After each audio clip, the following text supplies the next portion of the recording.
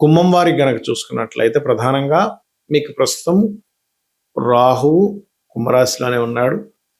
ఈ యొక్క రాహువు ధనిష్ఠా నక్షత్రం 4వ పాదంలోకి ఎంటర్ అవుతారు. రివర్స్లో తిరిగే ప్లానెట్స్ కదా ఇవి, ఛాయాగ్రహాలు కాబట్టి. ఆగస్టు 2వ తేదీ నుంచి నవంబర్ ఎండింగ్ వరకు రాశిలో కుజ నక్షత్రంలోకి ఎంటర్ అవుతున్నాడు. దాని తర్వాత 12వ భావంలో కుజ నక్షత్రంలోకి వెళ్తాడు. దాదాపుగా మీకు నవంబర్ ఎండింగ్ వరకు అక్కడ ఉండి అది ఏప్రిల్ వరకు ఉంటాడు అక్కడ. అయితే ఈ యొక్క నక్షత్ర మార్పు వల్ల మీకు కలిగే ఫలితాలు ఏమిటి, ఏ దేవతారాధన చేయాలి, ఎటువంటి విషయాల పట్ల మీకు జాగ్రత్తగా ఉండాలనేటువంటి అంశాలు చెప్తుంది నేనైనప్పటికీ చెప్పిస్తుంది సాక్షాత్ లలితా అమ్మవారిగా భావిస్తూ ఆ లలితాంబిక అమ్మవారి యొక్క అనుగ్రహం మీకు పరిపూర్ణంగా కలగాలని మనస్ఫూర్తిగా కోరుకుంటూ, ఇక్కడ ఎప్పుడైతే ఈ యొక్క కుజుడి యొక్క నక్షత్రం ఉందో ఇది ఇచ్చేటువంటి రిజల్ట్స్ ఏమిటి అని చెప్పి చూసుకున్నట్లయితే ప్రధానంగా గుర్తుపెట్టుకోండి, ఈ రాహువు ఎప్పుడైతే ఈ కాంబినేషన్స్లో ఉంటాడో, అంటే ఈ రాహువు యొక్క నక్షత్రం అంటే రాహువు వెళ్ళి కుజ నక్షత్రాల్లో ఉంటాడు, కొంచెం అంటే వ్యాపారంలో లేకపోతే ఎక్కువ డిజైర్స్ పెట్టుకొని లేకపోతే ఎక్కువ ఎక్స్పెక్టేషన్స్ పెట్టుకొని దానివల్ల స్ట్రెస్ అవుతూ ఉంటారు. అదేవిధంగా కొంచెం ఉద్యోగ సంబంధించిన విషయంలో కూడా కొద్దిగా స్ట్రెస్ అది ఉంటుండదు. ఎంతైనా 3-10 అధిపతి కదా, కాబట్టి ఉద్యోగంలో కొన్ని వాగ్వివాదాలు ఏర్పడము, కొన్ని మిస్కమ్యూనికేషన్స్ ఏర్పడము, ఇటువంటివి ఏర్పడుతూ ఉంటాయి. కాబట్టి కొంచెం ఇంటర్వ్యూస్కి వెళ్ళినప్పుడు అది కొంచెం జాగ్రత్తగా ఉంటూ ఉండాలి.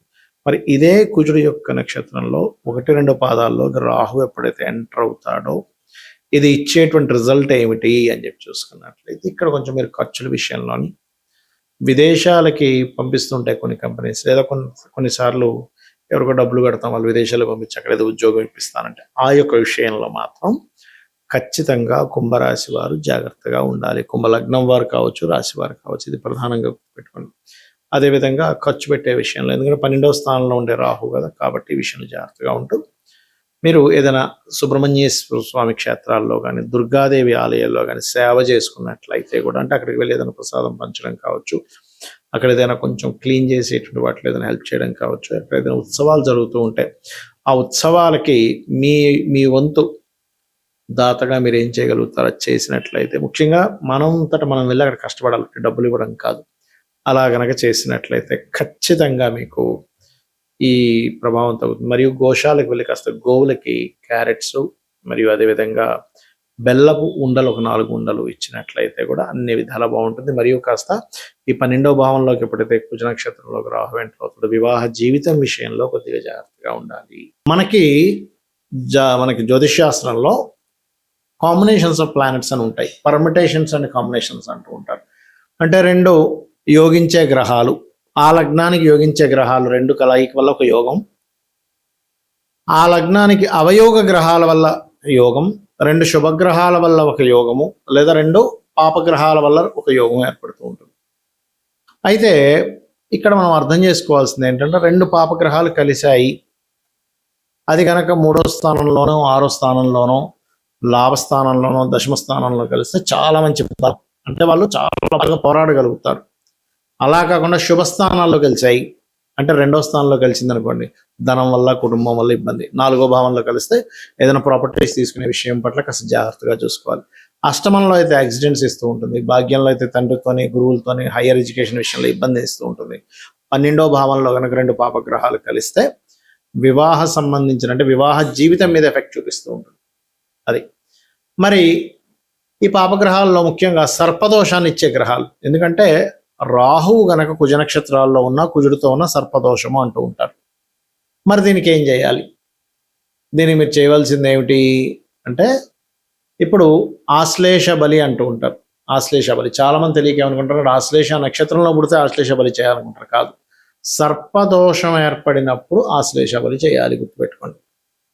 దానికి శాస్త్రంలో కుజరాహువుల కలయిక కానీ, కుజ శని యొక్క కలయిక కానీ, కుజ బుధ కలయిక కానీ, రవిరాహు కూడా సర్పదోషమే కానీ కొంత పితృదోషాన్ని కూడా చూపిస్తూ ఉంటుంది. అదేవిధంగా శని కేతువులు మరియు బుధుడు కుజుడు, అదేవిధంగా శని రాహువు, ఇలాగా సర్పదోషాన్ని ఇచ్చేటువంటి కాంబినేషన్స్ కొన్ని ఉన్నాయి. అయితే ఇందులో తీవ్ర సర్పదోషం ఉందా లేకపోతే స్వల్ప సర్పదోషం ఉందా అనేది చూసుకోవాలి.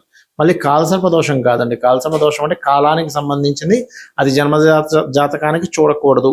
అన్ని గ్రహాలు మనకి ఒకవైపు అంటే పూర్తిగా రాహుకేతుల వైపు వచ్చేస్తే దాన్ని కాలసర్ప దోషం అంటూ ఉంటారు. అందుకే చూడండి, మనకి ఇప్పుడు కాలసర్ప దోషంలో ఉన్నందుకు, గురువు అతిచారంలో ఉన్నందుకు రకరకాల దేశాలకు యుద్ధాలు, గందరగోళాలు జరుగుతున్నాయి మనకి. రైట్.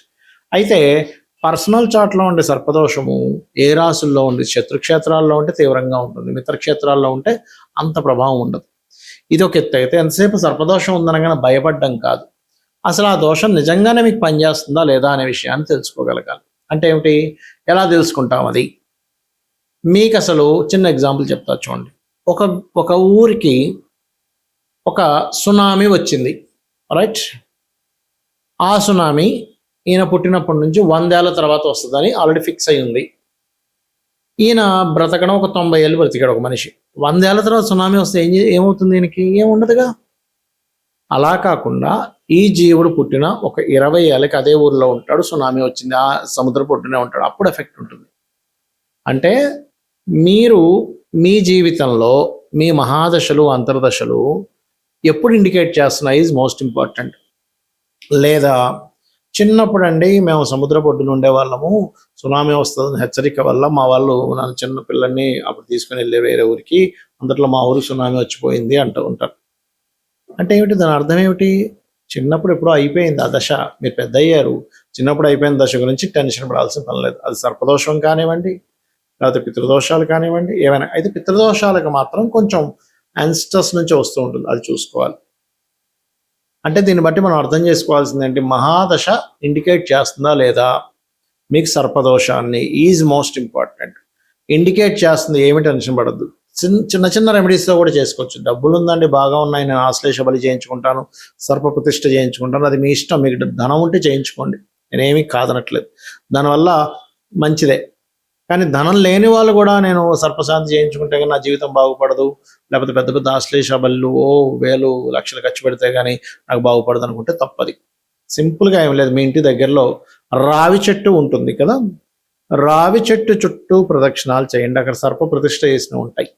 చక్కగా ఒక చెంబులో నీళ్లు తీసుకొని దాంట్లో పసుపు, కుంకుమ, గంధం కలిపిన వాటర్ తీసుకొని రావి చెట్టు చుట్టూ ప్రదక్షిణాలు కనుక మీరు చేసి, ఒక 3 కావచ్చు, 7 కావచ్చు, 11 కావచ్చు, 41 పర్లేదు, 21 పర్లేదు, మీ ఓపిక. ఎందుకంటే కాళ్ళ నొప్పులు ఉన్నాయి, 41 చెప్పాను అనుకోండి, అయ్యో గురుగారు 41 ప్రదక్షిణాలు చెప్పారు, నేను తిరగలేనండి అంటే కాదు, 3 తిరగండి సరిపోతుంది.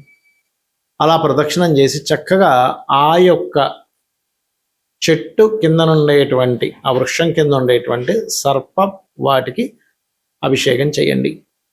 ఖచ్చితంగా మీరు ఏదైతే సర్పదోషం ఉందని బాధపడుతున్నారో, ఏ పనులు అవ్వట్లేదని టెన్షన్ పడుతున్నారో, ఎందుకంటే అది ఒక్కొక్క దగ్గర ఉంటే ఒక్కొక్క ఫలితాన్ని ఇస్తూ ఉంటుంది. ఇప్పుడు ధనస్థానంలో ఇప్పుడు రాశిలో పడింది అనుకోండి సర్పదోషం, వాళ్ళకి విపరీతమైన కోపం, వాళ్ళు ఏం చేస్తుంటారో అర్థం కాదు, విపరీతమైన కోపాలు వచ్చేస్తుంటాయి వాళ్ళకి. అలా కాకుండా ధనస్థానంలోనూ కుటుంబ స్థానంలో అంటే కుటుంబంతో సరైన సపోర్ట్, కుటుంబ సపోర్ట్ వీళ్ళకి లేకపోవడం అలా వస్తూ ఉంటుంది.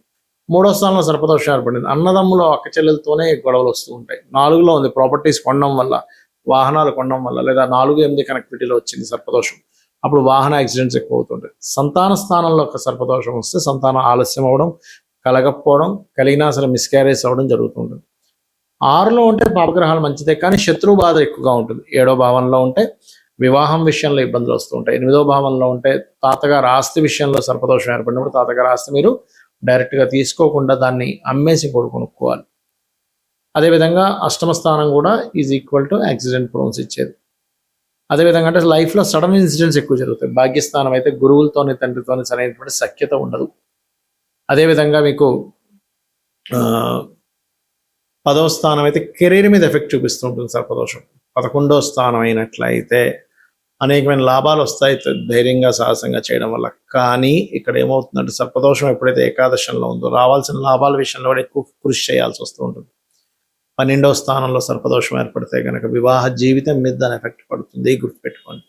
ఇలా ఒక్కొక్క భావానికి అది ఏం యాక్ట్ చేస్తుంది అది తెలుసుకోవాలి. అంతేగాని సర్పదోషం ఉందని జీవితంలో అన్నీ పోతాయని కాదు, కేవలం మీకు అది మీ లగ్నం నుంచి గుర్తుపెట్టుకోండి, చంద్రుడి నుంచి కాదు. మీ పర్సనల్ చార్ట్లో మీ లగ్నం నుంచి ఏ భావాన్ని అయితే అది పాడు చేసిందో ఆ భావానికి సంబంధించిన విషయంలోనే ఇబ్బంది ఉంటుంది, అన్ని విషయాలకి కాదు. మరి దీనికి ఏమిటి అంటే నేను ఇందాక చెప్పినటువంటి పరిహార మార్గం చేసుకోవడం, గరుడ పురాణం వినడం కానీ చదవడం కానీ చేయడం, సర్పసూక్త పారాయణం వినడం, సర్పసూక్త పారాయణం చేసుకోవడం, రావి చెట్టు చుట్టూ ప్రదక్షిణాలు చేసుకోవడం, గోవులకి బెల్లపు ఉండలు 4 బెల్లపు ఉండలు, క్యారెట్స్ తినిపించడం, బీట్రూట్స్ తినపడం చేసినట్లయితే కూడా మీకు ఆ సర్పదోష ప్రభావం అనేటువంటిది పూర్తిగా తగ్గుతుంది. శ్రీమాత్రే నమః.